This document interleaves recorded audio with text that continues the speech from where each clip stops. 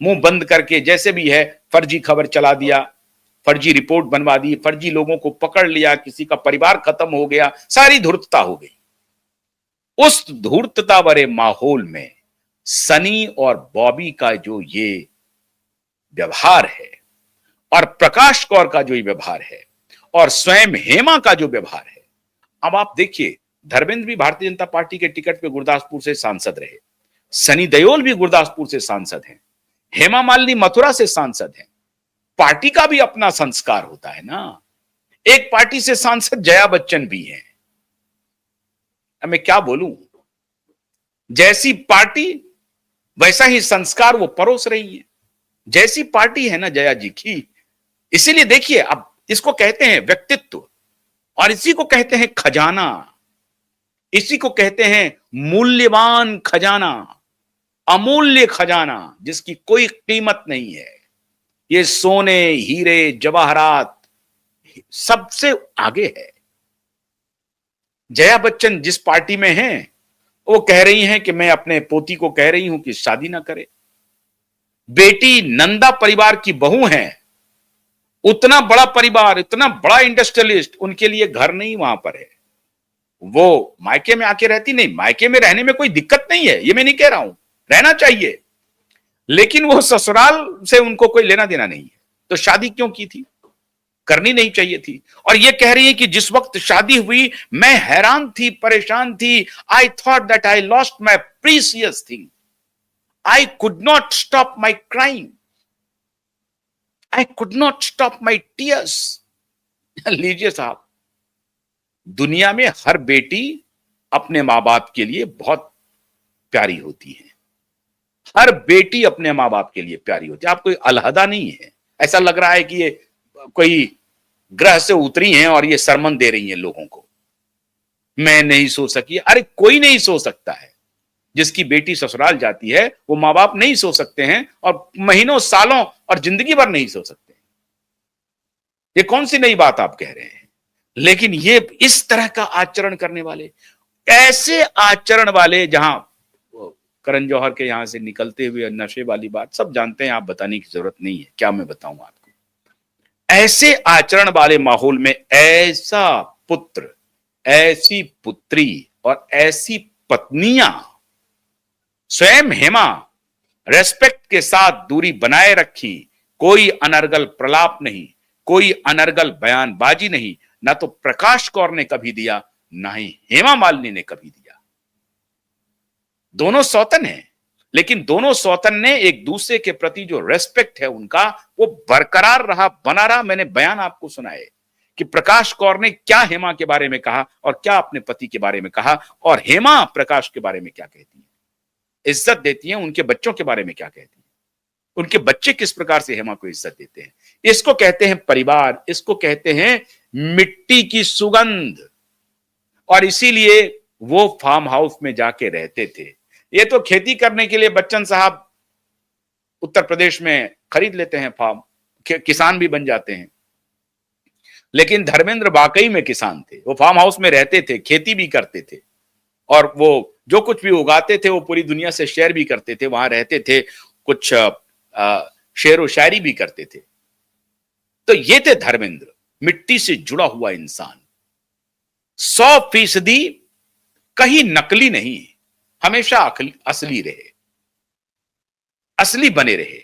शादी किया तो निर्वाह किया, और दोनों परिवार के साथ बराबर सम्मान के साथ जिंदगी जिया, और इसीलिए सभी बच्चों ने धर्मेंद्र को प्यार किया। अब आप सोचिए, 1984 में सनी देओल की शादी होती है, उनके 2 बच्चे हैं, और उस वक्त सनी देओल का भी नाम जुड़ा, डिंपल कपाड़िया से जुड़ा, अमृता सिंह से जुड़ा, लेकिन पीछे में पूजा देओल उनके साथ चट्टान की तरह खड़ी रही। जिससे सनी ने मोहब्बत की लंदन में, उसी को निभाया आखिर तक, और अभी भी उन्हीं के साथ है। नाम भले ही जुड़ जाए उस दौरान, लेकिन पूजा ने कभी कोई आपत्ति नहीं उठाई। पूजा का तो बहुत लोग नाम भी नहीं जानते हैं कि सनी देओल की पत्नी कौन है, और वो किसी से कम खूबसूरत नहीं है, भला की खूबसूरत भी है, और बहुत अच्छी राइटर भी है। मैंने बताया ना आपकी एक फिल्म की उन्होंने पटकथा लिखी है। तो इसको कहते हैं परिवार, तो केवल खजाना ही खजाना। बॉबी देओल की पत्नी जो तानिया देओल है, वो भी वैसा ही, वो भी इससे बाहर खूबसूरत है, लेकिन 100% फैमिली वुमेन है, परिवार के साथ रहती हैं, कोई तामझाम नहीं है, कोई कैमरा लाइट का उन्हें कोई शौक नहीं है, बॉबी के साथ हैं। दोनों बेटी के बारे में आपने कभी नहीं सुना होगा, अजीता और विजिता के बारे में। इसको कहते हैं असली पूंजी, असली खजाना। यह है धर्मेंद्र का, धर्मेंद्र पाजी का असली खजाना। काश, काश, मैं क्यों कह रहा हूं खजाना, अपने भाई को पागल घोषित करवा दिया इस बॉलीवुड ने, ये चरसी बॉलीवुड ने, अपने भाई को। किसका जिक्र कर रहा हूं? फैजल खान का। अभी कुछ दिन पहले वो मीडिया में आए हैं, मुझसे भी बात हुई थी फैजल खान की, और फोन पे बात हुई, मुझे याद नहीं आ रहा है कब हुई नहीं हुई, लेकिन लगता है कि शायद मेरी बात हुई है। तो फैजल खान साहब जो हैं, आमिर खान के भाई हैं, छोटे भाई हैं, एक ही साल का फर्क है, 1-1.5 साल का। तो फैजल खान को पागल घोषित कर दिया आमिर खान ने, और फैजल खान कोर्ट के शरण में गए। जेजे हॉस्पिटल से सर्टिफिकेट लिया, सरकारी हॉस्पिटल से। प्राइवेट हॉस्पिटल ने तो कह दिया ये डिप्रेशन में है, ये बीमार है, ये पागल है, ये मेंटली चैलेंज हो गया, डिक्लेयर कर दिया। बैंक को नोटिस भेज दिया आमिर खान ने, और उससे साइन करवा लिया फैजल खान से कि आप किसी भी कागजात पर सिग्नेचर नहीं करेंगे। क्यों? क्योंकि आपकी मेंटल स्थिति ठीक नहीं है, आप मानसिक रोगी हो चुके हैं, आपकी मानसिक हालत ठीक नहीं है, तो कहीं पर कोई आप सिग्नेचर कर देंगे। यह लिखवा लिया फैजल खान से, एक लीगल डॉक्यूमेंट बना लिया कि मैं कहीं पर सिग्नेटरी नहीं रहूंगा। और बाद में फैजल खान क्या करने लगे? बकरी पालने का बेचारा व्यवसाय करने लगे। यह हालत हो गई। कुछ हजार रुपए तनख्वाह पर फैजल खान को नौकरी करना पड़ा। यह है बॉलीवुड। और जेजे हॉस्पिटल से जब सर्टिफिकेट मिला कि नहीं, आपकी मेंटल कंडीशन बिल्कुल फिट है, जो मेडिकल सिचुएशन कहता है आपके बारे में, आपके मस्तिष्क के बारे में, वो कहता है कि आप पूरी तरह से स्वस्थ हैं। और जब ये सर्टिफिकेट उन्होंने कोर्ट में पेश किया, तो थोड़े दिन तो पिता भी आए, नासिर हुसैन चाचा थे, नासिर हुसैन के छोटे भाई हैं इनके पिता। नासिर हुसैन साहब आप जानते हैं, बहुत मशहूर प्रोड्यूसर डायरेक्टर रहे हैं। तो कोर्ट में इनके पिता इनका साथ देने के लिए गए 1-2 दिन, उसके बाद वो भी छोड़ दिए। लेकिन फिर अदालत में उस सर्टिफिकेट को पेश किया फैजल खान ने कि मैं मेंटली चैलेंज नहीं हूं, मेरी मानसिक स्थिति बिल्कुल ठीक है। फिर कोर्ट ने आमिर खान को फटकार लगाई, उनके वकील को फटकार लगाई, उनके परिवार के वकील फटकार लगाई, और बोला कि बाहर जाइए आप। आमिर खान ने अपने परिवार में माता आई, सब लोगों को कब्जे में कर लिया, क्योंकि अकेला वो पैसा बहुत ज्यादा कमाने वाला था, सबको कब्जे कर लिया था। लेकिन कोर्ट ने कहा कि फैजल खान की मानसिक स्थिति बिल्कुल दुरुस्त है। ये चलता है। ये तो बाबर औरंगजेबों का क्या बताएं इस बॉलीवुड को। लगता है बाबर, तैमूर, औरंगजेब सब पहुंच गए हैं यहीं पर।